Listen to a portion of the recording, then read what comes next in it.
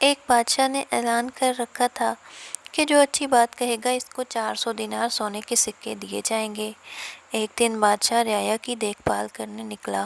اس نے دیکھا کہ ایک 90 سال کی بوڑھی عورت زیتون کے پودے لگا رہی ہے۔ بادشاہ نے کہا، تم 5-10 سال میں مر جاؤ گی اور یہ درخت 20 سال بعد پھل دیں گے، تو اتنی مشقت کرنے کا کیا فائدہ؟ بوڑھی عورت نے جواباً کہا، جو ہم نے پھل کھائے وہ ہمارے بڑوں نے لگائے تھے اور اب ہم لگا رہے ہیں تاکہ ہماری اولاد کھائے۔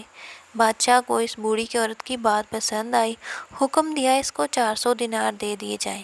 جب بوڑھی عورت کو دینار دے دیے گئے تو وہ مسکرانے لگی۔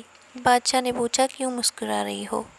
بوڑھی عورت نے کہا، زیتون کے درختوں نے 20 سال بعد پھل دینا تھا، جبکہ مجھے میرا پھل ابھی مل گیا۔ بادشاہ کو اس کی یہ بات بھی اچھی لگی اور حکم جاری کیا کہ اس کو مزید 400 دینار دے دیے جائیں۔ جب اس عورت کو مزید 400 دینار دیے گئے تو وہ پھر مسکرانے لگی۔ بادشاہ نے پوچھا، اب کیوں مسکرائی؟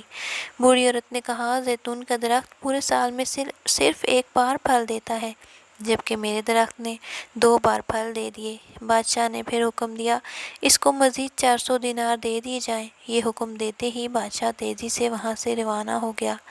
وزیر نے کہا، حضور آپ جلدی سے کیوں نکل آئے؟ بادشاہ نے کہا، اگر میں مزید اس عورت کے پاس رہتا تو میرا سارا خزانہ خالی ہو جاتا، مگر عورت کی حکمت بھری باتیں ختم نہ ہوتی۔ اچھی بات دل موہ لیتی ہے، نرم رویہ دشمن کو دوست بنا دیتا ہے، حکمت بھرا جملہ بادشاہوں کو بھی قریب لے آتا ہے۔ اچھی بات دنیا میں دوست بڑھاتی ہے اور دشمن کم کرتی ہے، اور آخرت میں ثواب کی کثرت کرتی ہے۔